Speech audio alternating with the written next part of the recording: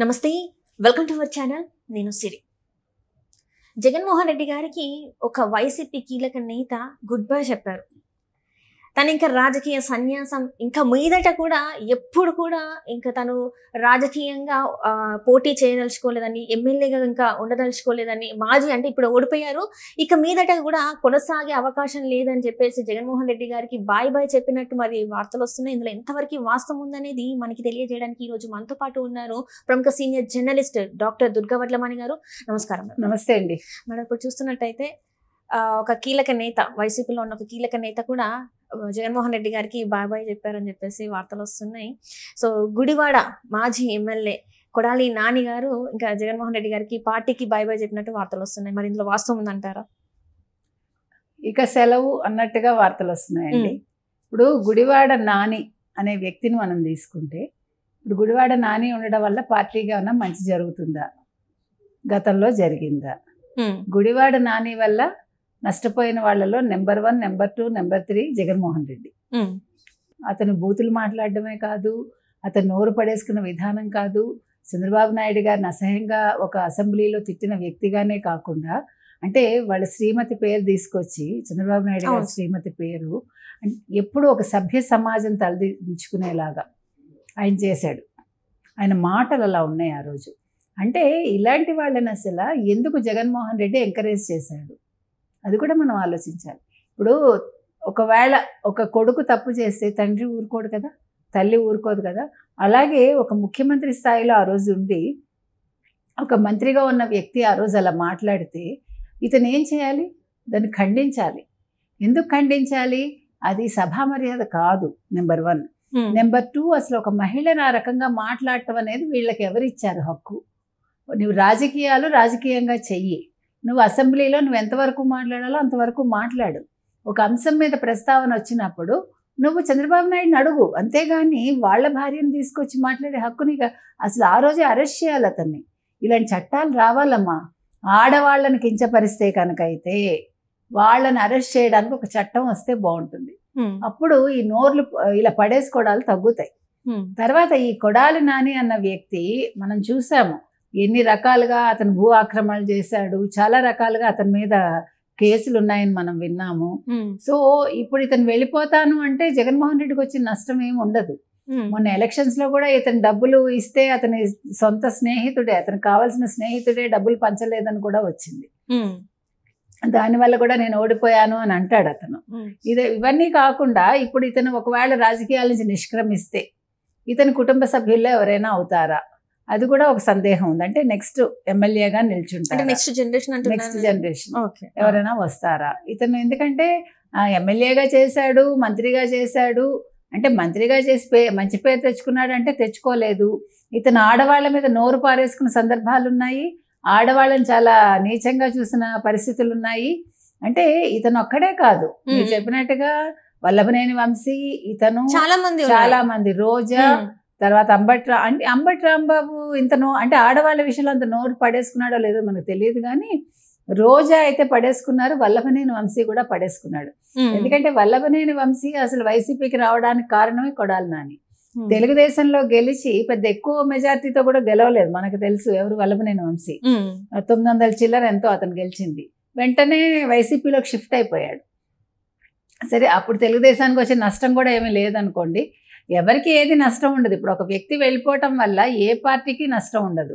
కొన్ని సందర్భాల్లో ఉంటుంది, ఎప్పుడు ఆ వ్యక్తి మంచివాడైనప్పుడు, ఆ వ్యక్తి నిజంగా ప్రజాపాలన చేసినప్పుడు, లేకపోతే ప్రజలకి బాగా అంటే మంచి పరిపాలన అందించినప్పుడు, నియోజకవర్గ అభివృద్ధికి పాటుపడినప్పుడు, అలాంటప్పుడు మనం ఆ వ్యక్తి గురించి ఆలోచించాలి. అయ్యో ఈయన వెళ్ళిపోతున్నాడే, ఇలాంటి వాళ్ళని ఆపితే బాగుంటుంది, అలా మనం అనుకోవచ్చు.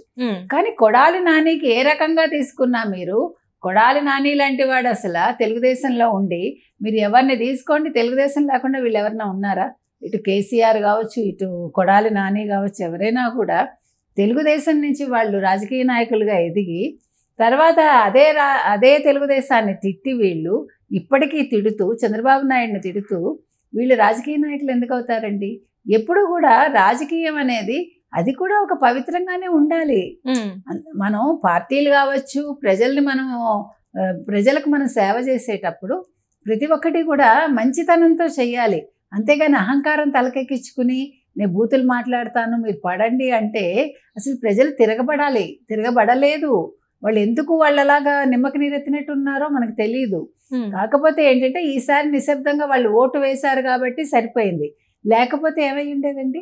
ఇప్పుడు డీజీపీ మారడం, తర్వాత కొంతమంది పోలీసు ఉద్యోగులు మారటం వల్ల ఈరోజు ఎన్నికలు సజావుగా సాగాయి. అది కూడా ఎందుకు? కేంద్రం చేతులు కలిపింది కాబట్టి తెలుగుదేశంతో. లేకపోతే మళ్ళీ వీళ్ళందరూ నెగ్గుంటే అక్కడ లోకల్గా ఉండే ప్రజల పరిస్థితి ఏంటండి? ఎంత దారుణం ఆలోచించండి ఒక్కసారి.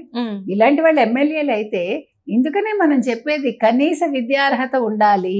రైట్. అంటే ఇక్కడ ఇంకొకటి ఏంటంటే కొడాలి నాని గారికి అసలు రాజకీయాలంటే ఏంటో తెలియదు, సరైన అవగాహన లేదు. అవగాహన లేకపోవడం వల్లనే ఏదో వేవ్లు అయితే వచ్చారు, కానీ ఈసారి ఉన్న పరిస్థితుల్లో 5 సంవత్సరాలలో నేర్చుకుంది ఏమీ లేదు. అందరినీ మాట్లాడినది మనం చూసాం.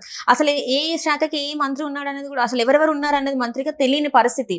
సో ఈసారి అది ప్రజలు గ్రహించి ఈ ఓటమి అనేది వాళ్ళకి ఇచ్చారనేది కూడా మనం అనుకోవచ్చు. అండ్ అలాగనే సరైన అవగాహన అంటే ప్రజలకు ఏం చేయాలి, రాష్ట్ర అభివృద్ధి కోసం మనం ఎలాంటి పనులు చేయాలని అలాంటివి ఏమీ తెలుసుకోకుండానే రాజకీయాలకు వచ్చేసారు. అందుకే ఈసారి ఓడిపోయారు. అండ్ దీనివల్లనే ఇలాంటి ఒక నిర్ణయం తీసుకున్నారు, రాజకీయ సన్యాసం తీసుకోబోతున్నారు. ఇంకా ముందు కూడా రాజకీయాల్లో పార్టిసిపేట్ చేసే అవకాశం లేదు అన్నట్టుగా మరి చెప్తున్నారు. ఇదంతా మరి ఇలా అనుకోవచ్చా మనం? మరి ఇప్పుడు రాజకీయంగా ఇంకా అతనికి భవిష్యత్ ఏముందండి? ఇప్పుడు నెక్స్ట్ వైసీపీ వస్తుందని ఏం గ్యారంటీ లేదు కదా. ప్రజలు నిజంగా తెలివిగా ఆలోచించుకుంటే ఇప్పుడు చంద్రబాబు నాయుడు గారి పాలన ఒక నెలలోనే ప్రజలు చూస్తున్నారు కదా, ఏ రకంగా ఉంది అనే దానికి ఒక అవగాహనకు వస్తారు కదండి.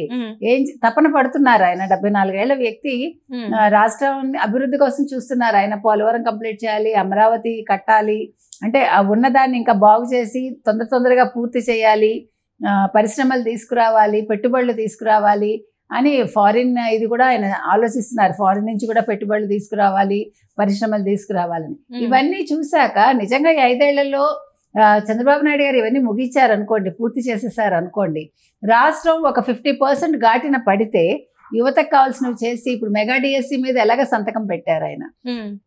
ఆయన చెప్పినవన్నీ చేస్తున్నారు. సంక్షేమ పథకాలు కావచ్చు అన్నీ మొదలు పెడతారు. ప్రభుత్వ ఉద్యోగులకు జీతాలు వచ్చాయి, పెన్షన్లు ఇచ్చారు.